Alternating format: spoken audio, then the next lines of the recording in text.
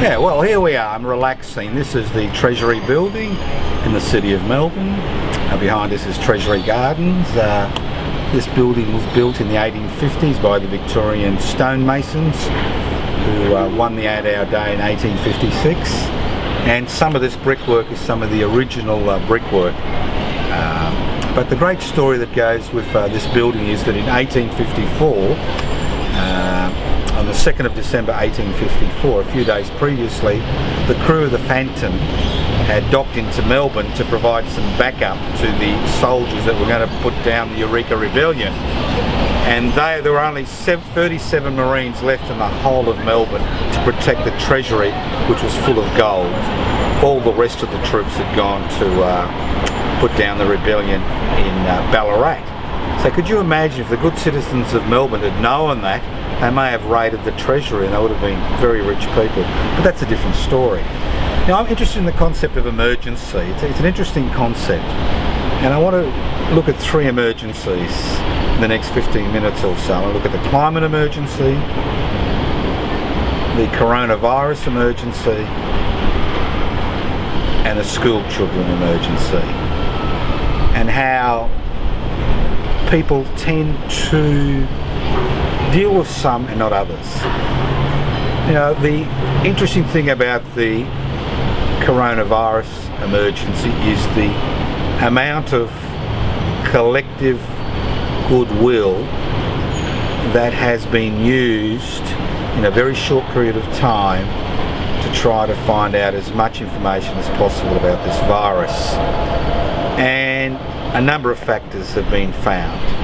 One is that the death rate is relatively small, about 3%. When you compare it to the SARS virus, which is a relative of the coronavirus, in 2003 the death rate was about 10%.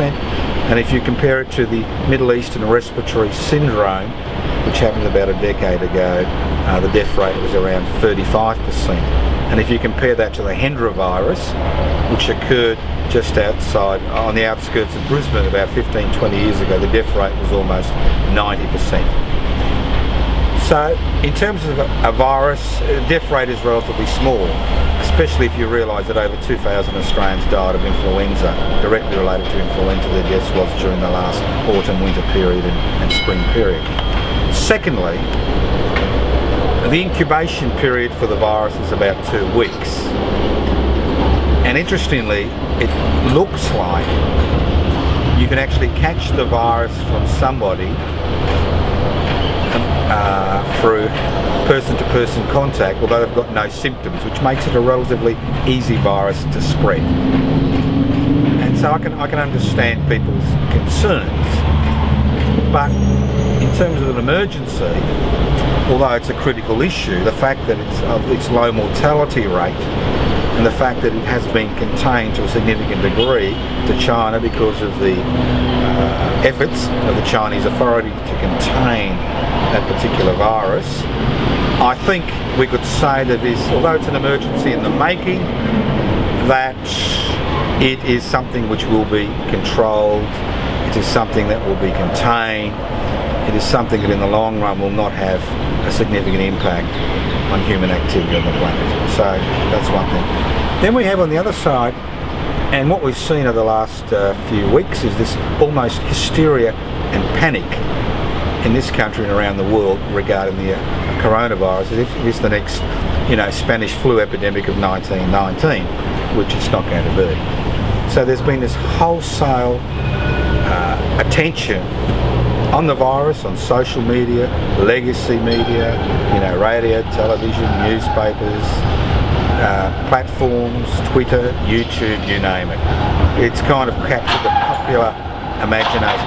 That's a traditional Melbourne tram going past, so don't worry about it. It's less harmful than the coronavirus, I can assure you of that, unless you're hit by it, and then it's the size of 30 rhinoceroses, they tell me. Not that I know. So getting back to this, then you've got the climate emergency, which some people deny, despite the facts, and we've seen the world fight tooth and nail not to actually deal with the climate emergency.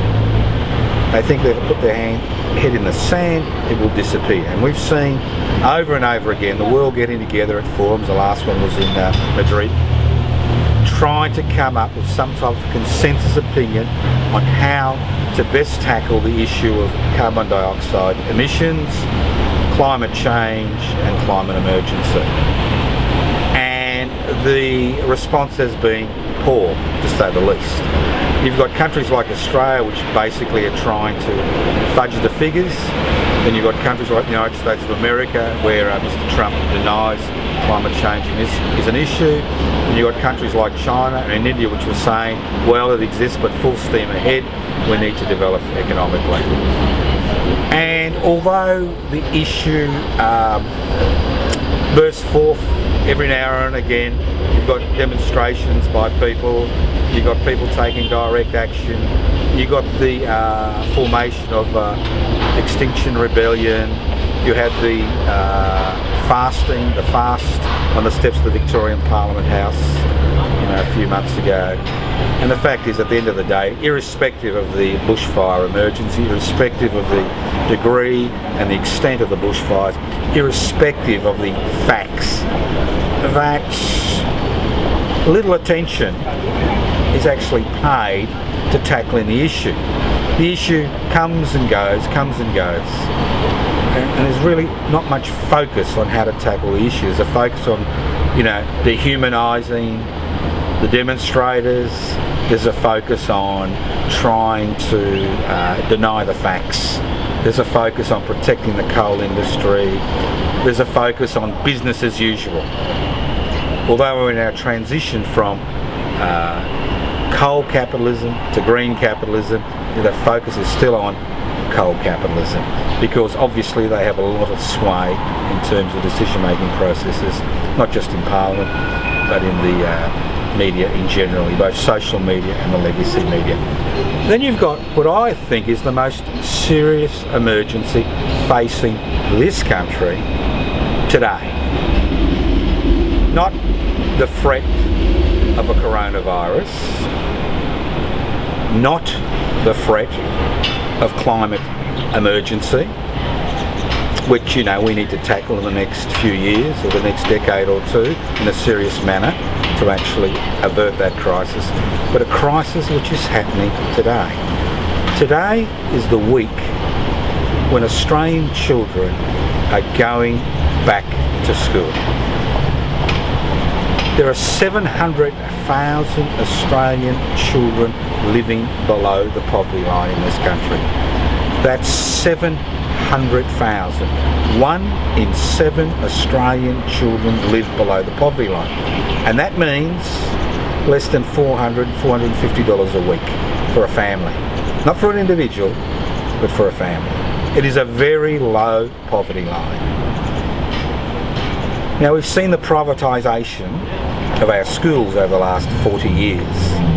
We've seen more and more federal money, and to a lesser degree state money, going into bankrolling private schools for parents who can afford to pay fees to send their kids to a private school. And we have seen the starving of the public education sector at the primary level, secondary level, and at the tertiary level by successive federal governments, beginning with the Hawke-Keating government, which introduced fees on tertiary education.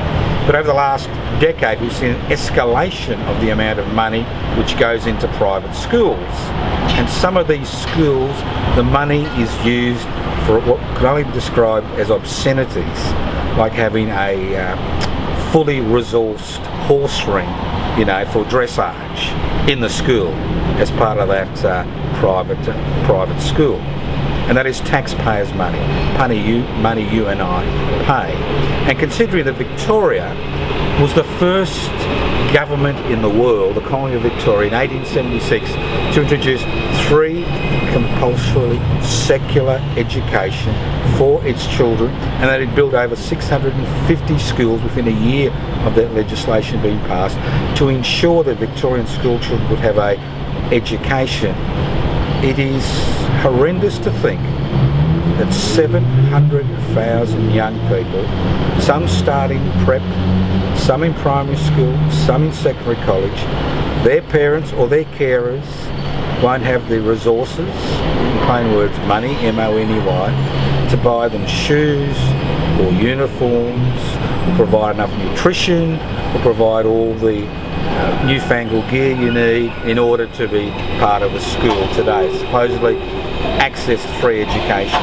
The situation has become so desperate in this country, the Smith Family Foundation, and I have nothing against the Smith family, I think it is a reputable charity, is now actually encouraging Australians to sponsor an Australian child so they can go to school, so they can actually have those little extras that are required in a so-called free education system to go to school.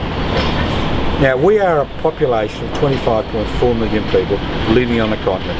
We are said to be the lucky country. We are said to be the land of opportunity. We are said to be an egalitarian community.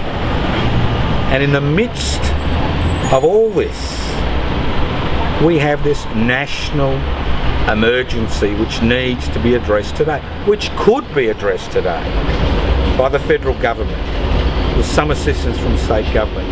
It is not hard to provide the assistance necessary to ensure the 700,000 children living in poverty actually get to the starting line of life. Because an education in a highly complex post-industrial society determines to a significant degree what type of future you're going to have. And if you think education is a handicap race, if you make it a handicap race, and those that have the least are those that start the furthest from the starting line, you continue to make problems for yourself and society as a whole. This is something that could be resolved tomorrow. It doesn't even need an act of legislation. You can actually do it from consolidated revenue. You can actually provide every child living in poverty, and it's very simple to determine who they are. You can provide with the necessary resources so they could start school on an equal footing as anybody else. I think, now what is this? An ambulance or is it a police car? We don't know. We will find out. This is the world. No, it's a fire engine. It's a fire engine. This is the world's most livable city. It is an emergency. That's why we have the sirens on, okay? So where in the legacy media, newspapers, radio and television, where in social media is this a significant issue? It's as if it doesn't exist. It's as if it's all too hard.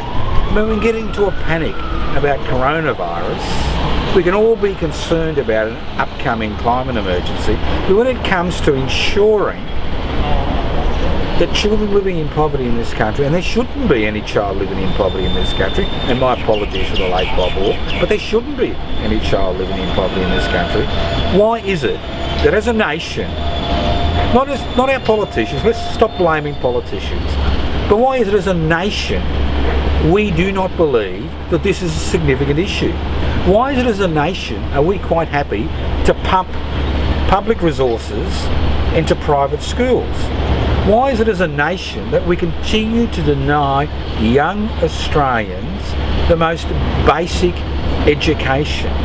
Why is it as a nation that we continue to ignore what to me is an emergency? It's an education emergency. It's as important as the climate emergency, because we need kids to be educated in order to deal with that climate emergency that's happening, in order to find solutions outside private capital and private profits, outside those two concepts, solutions to the current problem. And it is a problem, it's an emergency which is, to me, is much greater than coronavirus, which the whole world is attempting to collectively deal with. So think about it. What is important and what isn't important in society? What makes news and what doesn't make news? Who determines what is the issue of the day? And this is where the legacy media continues to have extraordinary influence in our society. And that's why they continue to put out their newspapers. That's why the Murdoch empire continues to pump money into the Australian, although it's never made a profit in its 50-year history, because they set the agenda for the day. They set the agenda for the 24-hour news cycle. They set the political agenda, the social agenda, the cultural agenda. Because radio and television news picks up its stories from the legacy newspapers. And if you listen to radio, if you watch television, you will find the stories which lead their bulletins are those which have appeared in the newspapers that morning. It is lazy journalism, cheap journalism, and they continue to set the agenda. That's why the Murdoch media has for decades been able to thwart any attempt to acknowledge, let alone deal with the climate emergency. That's why 700,000 children continue to live in poverty. That's the issue. That is the issue that faces us today. What is important? What isn't important? What is manufactured news? What is real news? Because something is mentioned in the 24-hour news cycle does not mean that issue has been addressed. Think about it. Next time you listen to a news bulletin, go on social media, read a newspaper, go on Netflix, watch a television show, think about the politics, the philosophy behind it, and what they are pushing and why they are pushing those particular subjects before subjects which are as important and as critical as the future of the 700,000 children living in poverty in a country of 25 million people, a rich country on the planet today.